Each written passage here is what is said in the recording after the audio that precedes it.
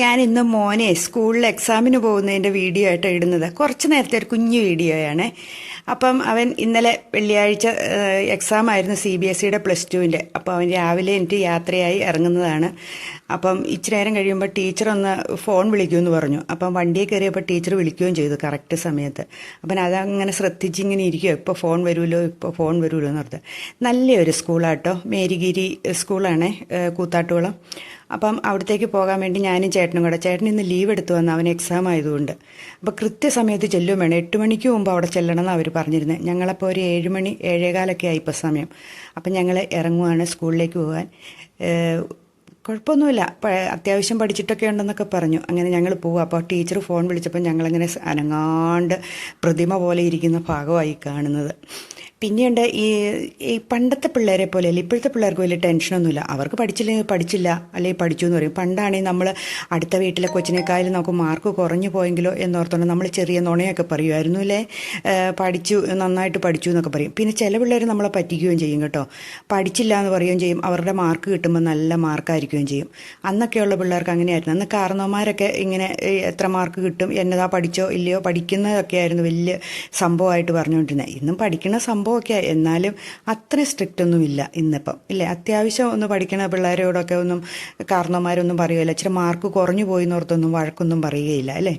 പണ്ടൊക്കെ അങ്ങനെയല്ല, ഭയങ്കര പേടിയാണ്, അടുത്തുള്ളവനെ താരതമ്യം ചെയ്ത് പറച്ചിലും ഒക്കെ ഇങ്ങനത്തെ ഒരു സ്വഭാവമൊക്കെ ഉണ്ടായിരുന്നു. ഇന്നിപ്പോൾ അങ്ങനെയൊന്നുമില്ല. അങ്ങനെ ഞങ്ങൾ പോയി സ്കൂൾ എത്താറായി. അപ്പം ഇപ്പോൾ ഉള്ള പിള്ളേർക്ക് അത്രയും ടെൻഷനും ഇല്ലെന്ന് എനിക്ക് തോന്നുന്നത്. പണ്ട് പേടിയാണ്, നാട്ടുകാരെന്ത് പറയും, മാർക്ക് കുറഞ്ഞാൽ എന്ത് പറയും, വീട്ടുകാരെന്ത് പറയും എന്നൊക്കെ ഓർത്തില്ലേ. അപ്പം ഞങ്ങൾ ചെന്ന് കഴിഞ്ഞപ്പോൾ സ്കൂളിലേക്ക് കയറ്റി വിടില്ല, അവിടെ വണ്ടി ഇടാൻ പറഞ്ഞു സെക്യൂരിറ്റി ചേട്ടൻ. അപ്പം ഞങ്ങളവിടെ നിർത്തി, എന്നിട്ട് അവനെ ഇറക്കി വിടാൻ വേണ്ടിയിട്ട് നിൽക്കുകയാണ്. അപ്പം നല്ലൊരു സ്കൂളാട്ടോ, എല്ലാ നേഴ്സറി തൊട്ടുള്ള സ്കൂളാണിത്. CMI അച്ഛന്മാരുടെ സ്കൂളാണ്. പള്ളിയൊക്കെ ഉണ്ട് അവിടെ, പ്രാർത്ഥനയൊക്കെ കഴിഞ്ഞിട്ട് ഇവരെ കൊണ്ടുപോകുന്നതെന്ന് പറഞ്ഞു പരീക്ഷ എഴുതാൻ വേണ്ടിയിട്ട്. ഇലാഹിയ സ്കൂളിലാണ് എക്സാം എഴുതുന്നവൻ. അപ്പം ഞങ്ങളിങ്ങനെ അവിടെ നിന്നു. അപ്പോൾ അവനങ്ങ് കടന്ന് കയറി പോകുന്നതാണ് ഈ കാണുന്നത്. ഞങ്ങൾ അകത്ത് കയറിയൊക്കെ വീഡിയോ എടുക്കാമെന്നൊക്കെ ഓർത്തുകൊണ്ടായിരുന്നു. പണ്ടൊക്കെ ഞാൻ പോകുമ്പോൾ ഞാൻ ഓർക്കുമായിരുന്നു എടുക്കാമായിരുന്നു, അങ്ങനെ എടുത്തുമില്ല. സാരമില്ല, ഇനിയൊരു ദിവസം പോകുമ്പോൾ എടുക്കാം.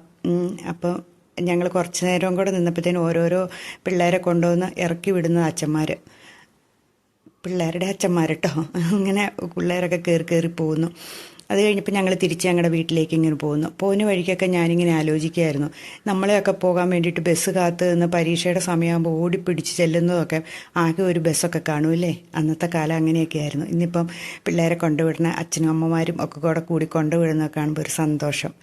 നമ്മളൊന്നും കൊണ്ടുവിടാൻ ആരെങ്കിലും ഉണ്ടായിരുന്നല്ലോ, വേണേൽ പോകാൻ പറയുമായിരുന്നു. ചിലപ്പം നടന്നു കുത്തിയൊക്കെ പോയി പരീക്ഷ എഴുതിയ സമയങ്ങളും ഉണ്ട്. കൊച്ചു സ്കൂളിലൊക്കെയാണ് ഞാൻ +2 പഠിക്കുന്ന എൻ്റെ മനസ്സിൽ എന്ത് പാടായിരുന്നു ഇടിച്ച് കയറി ബസ്സിലൊക്കെ കയറി പോകുന്നതൊക്കെ. ഇവരോട് പറഞ്ഞേക്കുന്നത് KSRTC ബസ്സും അങ്ങനെയുള്ള ബസ്സൊന്നും നോക്കി നിന്നേക്കരുത്, നേരത്തെ ഇറങ്ങിക്കോണം, നേരത്തെ ചെന്നേക്കണം എന്നൊക്കെ പറഞ്ഞ് എന്നും രാവിലെ വിളിക്കും ടീച്ചേഴ്സൊക്കെ. അങ്ങനെ ഞങ്ങൾ തിരിച്ചു പോകുന്ന വഴിക്ക് ചേട്ടനൊരു ഫോൺ കോൾ വന്നു. അപ്പം അത് എൻ്റെ കടലാസൊക്കെ നോക്കുന്നു. അപ്പം ഞാനും ഇങ്ങനെ അനങ്ങാണ്ടിരിക്കുന്നതാണ് വണ്ടിയിൽ.